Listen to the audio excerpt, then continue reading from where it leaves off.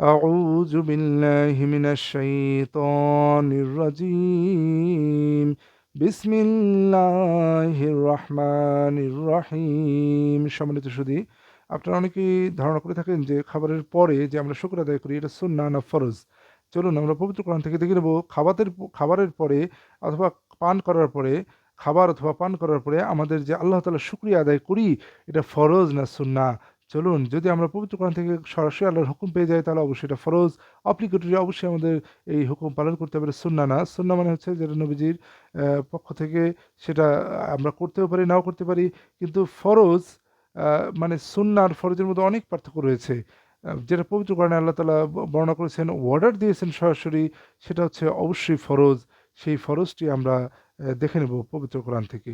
চলুন, সূরা নাহল ১৬ নম্বর সূরা ১১৪ নম্বর আয়াতে আল্লাহ তাআলা বলছেন, فكلوا مما رزقكم الله حلالا طيبا واشكروا نعمة الله إن كنتم إياه تعبدون। অতএব আল্লাহ তোমাদেরকে যে হালাল উত্তম রিজিক দিয়েছেন তোমরা তা থেকে আহার করো এবং আল্লাহর নিয়ামতের শুকরিয়া আদায় করো যদি তোমরা তার ইবাদত করে থাকো। তাহলে এখানে আল্লাহ তাআলা বলছেন ফাকুলু মিম্মা রাযাকাকুমুল্লাহু হালালান তাইয়্যিবা, সুতরাং তোমরা খাও তাহাতে তোমাদের যে রিজিক আল্লাহ তাআলা দিয়েছেন হালাল এবং পবিত্র। ওয়াশকুরু নি'মাত আল্লাহি, আর কৃতজ্ঞতা প্রকাশ করো, শুকর করো আল্লাহর অনুগ্রহ সমূহের। ইন কুনতুম ইয়াহু তা'বুদুন, যদি তোমরা হও শুধু তোমরা তারই ইবাদত করো। তাহলে খাবারের পরে অবশ্যই আমাদের শুকর আদায় করতে হবে, এটা আল্লাহ তাআলার হুকুম। এটা অবশ্যই ফরজ, এটা সুন্নাহ নয়। চলুন, এটা সরাসরি ফরজ।